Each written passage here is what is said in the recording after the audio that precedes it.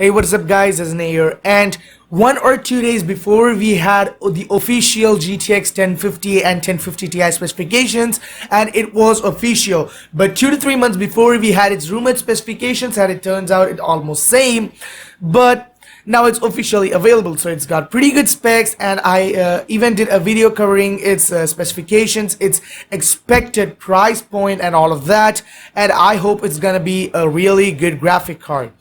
But the thing is this, in this video I'm going to talk specifically about what graphics cards will be its direct competitors or rivals, or which card is it going to actually compete in mainstream GPU gaming. So we have many rivals for that price point, and we are going to concentrate more on 1050 Ti. The reason is that the 1050 Ti has 4 GB of GDDR5 memory, while the 1050 has only 2 GB of GDDR5 memory.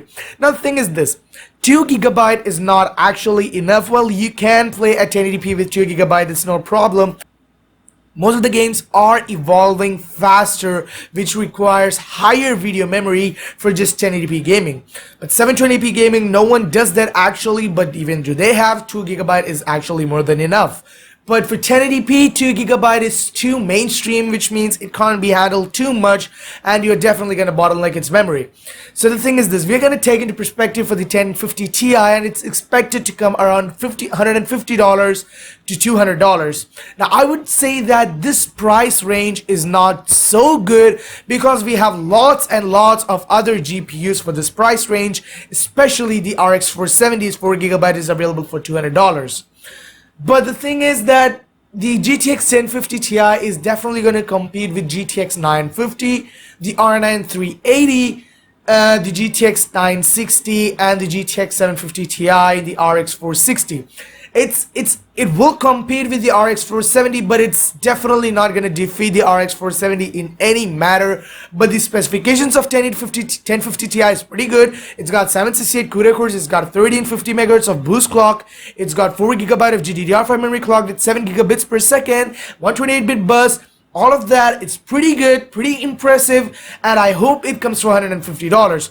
The thing is that the RX 460's 4 GB card is also available for $150 to $140 to $160, depending upon the aftermarket things you're gonna consume in. Now coming to the 750 Ti, it's definitely gonna, according to specifications and according to the new improved and power efficient Pascal architecture, the GTX 1050 Ti is definitely going to defeat the GTX 750 Ti. It's just my expectations. It's not gonna be real. It might be real, it may be real, it might not be real, who knows. But definitely mention what you guys think in the comment section down below, and so that we can have, kind of discussion that what we'll do. But I reckon it's definitely gonna defeat the 750 Ti. Next one is the GTX 950, RX 460 and the GTX 950. GTX 950, no doubt. But the GTX 1050 Ti is maybe going to defeat the GTX 950. We don't know yet, but the GTX 950 was definitely a pretty good, decent 1080p card. It was better than ever a lower end budget card. So it did not perform as much in 1080p. You're gonna get very high preset with 30 to 35 FPS most of the case. So I think that is pretty good. But the GTX 1050 Ti is expected to perform a little bit better than the so-called Maxwell cards, because most of them did like that too. The GTX 1080 performed much better than the GTX 1080 in spite of the huge specification advantage the Titan X had, but GTX 1080 just ripped it off due to its Maxwell architecture, GDDR5X memory, 10 gigabits per second of memory clock speed.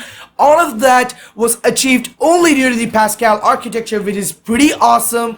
And similarly, GTX 1070 outperformed the GTX 980, even though the specifications was better in the GTX 980. Only the thing that it had 8 gigabits per second of memory clock speed, and the Maxwell card had 7 gigabits per second. So it was all a surprise thing going on in Pascal cards, that it bumped a lots of performance just because of the change in architecture, and it also gave a headroom, lots and lots of headroom for overclocking, up to 2.1 gigahertz of freaking overclock. That was pretty darn awesome for any graphics card, and just because of that overclocking, most of the Pascal cards attain at least 10 to 20, or not a 10 20, but 5 to 10 FPS. That's pretty good.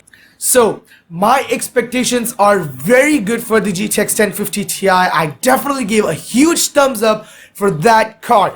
But the thing is, guys, if the price point comes to $200, as you saw the GTX 950 when released, it was something about $180 to $200, and that was never good because it did not ever give the performance for that $200 range. Come on, Nvidia, the GTX 950 never gave the performance for a $200 range.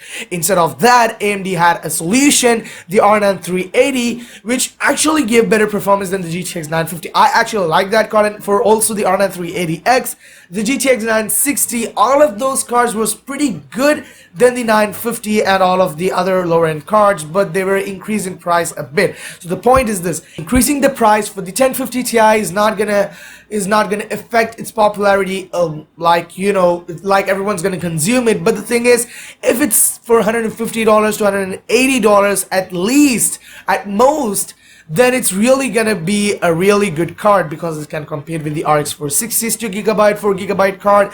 And you see, most of the cases I mentioned the Ti because I did mention the reason why I'm always saying the Ti, because definitely that's the card people should buy because it has a huge 4GB GDDR5 memory, and that is pretty good. And even through all of that memory compression and all of that technology we have in Pascal architecture, I definitely hope that the GTX 1050 Ti is gonna perform really well. Now coming to the expected performance, when you're running with an i5 4690K, 8GB of DDR4 memory, and the GTX 1050 Ti and all other kind of things we have, it's definitely gonna perform really good. Not too big, but most of the games you can play in very high preset and get 40 FPS. That's really good. And most of the games like Rise of the Tomb Raider, Tom Clancy's The Division, Far Cry Primal, Hitman, and Ashes of the Singularity, Crysis 3, Witcher 3, all of those games, it's really going to perform well because Pascal was full of surprises. So definitely mention what you guys think. Will the GTX 1050 Ti beat all of its rivals? The GTX 1050 Ti, the GTX 950, the RX 460, R9 380, the GTX 960. There are many competitors for the GTX 1050, so it's gonna be definitely a hard call. So anyway, guys, that's for this. Definitely be sure to like and subscribe, and I'll catch you guys in the next one.